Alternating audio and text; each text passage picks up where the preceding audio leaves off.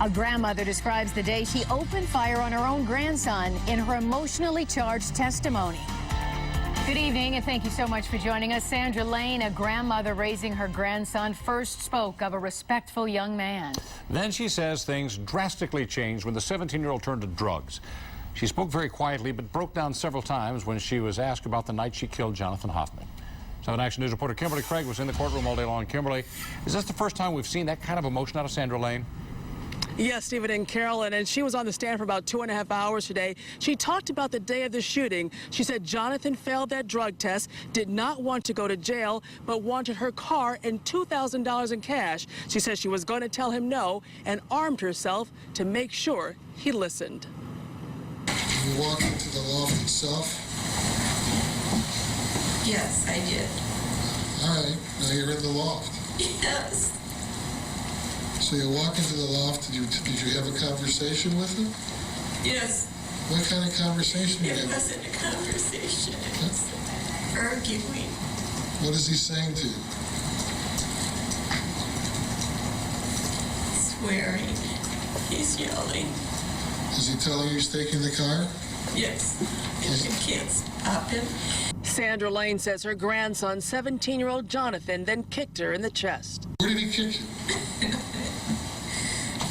Here. Did he strike you? In the head. Sorry? In the head. In the head area? And what happens? Tell us what happens when he kicks you, when it strikes you. I shot the gun. How many times did you shoot the gun? I don't know. What happens when you shoot the gun? There's a struggle. What kind of struggle? He's running after me. And what are you doing? I'm running away. The 75-year-old grandmother, who never even told her husband she bought the gun, says she and Jonathan were just running around the condo, and then she went to the basement to hide. What are you trying to do? I get away. Stop him. So you're trying to get away from him.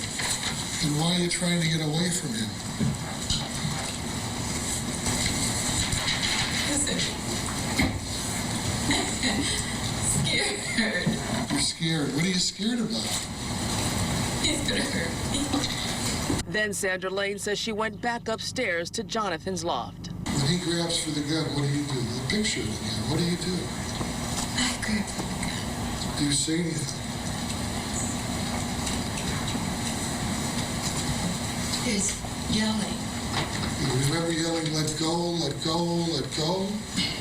Yes. Do you shoot, if you remember? Why are you shooting? I don't know. You just do. I don't know. Were you still afraid? Yes. And cross-examination by prosecutors has already begun, but they adjourned just as they were getting ready to question Sandra Lane about the actual day of the shooting, May 18th. And that's when Sandra Lane, they'll pick up tomorrow morning at 11 a.m. Reporting live in Pontiac, Kimberly Craig, 7 Action News. Carolyn, back to you. Kim, this is such a difficult case to watch. I don't care what side you're on. How were people in the courtroom reacting to her testimony and the jurors? You know what? The jury, I have to say, they're taking incredible notes. There's about 8 women and 6 men, very detailed. And a lot of Sandra Lane's family and Jonathan Hoffman's relatives are also in the court. I'll tell you, Carolyn, there seems to be kind of 2 sides to these families right now. They seem to be in kind of factions, if you will. But it's hard to really gauge that because they're not really talking to reporters right now. They say they've been asked not to at this point. But Sandra Lane's husband is certainly in the courtroom. And, you know, this is a very emotional time for everybody. But everybody seems to be holding up pretty well despite all the evidence that they've had to sit through. All right, Kim, I know you're going to be back on this case tomorrow. Thank you so much for the live report. Certainly difficult to watch. As Kim said, it was on May 18th of last year that Sandra Lane shot 17-year-old Jonathan Hoffman 6 times. She used a Glock handgun that had hollow point bullets. As Kimberly said, Lane will be back on the stand tomorrow at 11. The trial began on March 4th. If convicted, Lane could be sentenced to life in prison.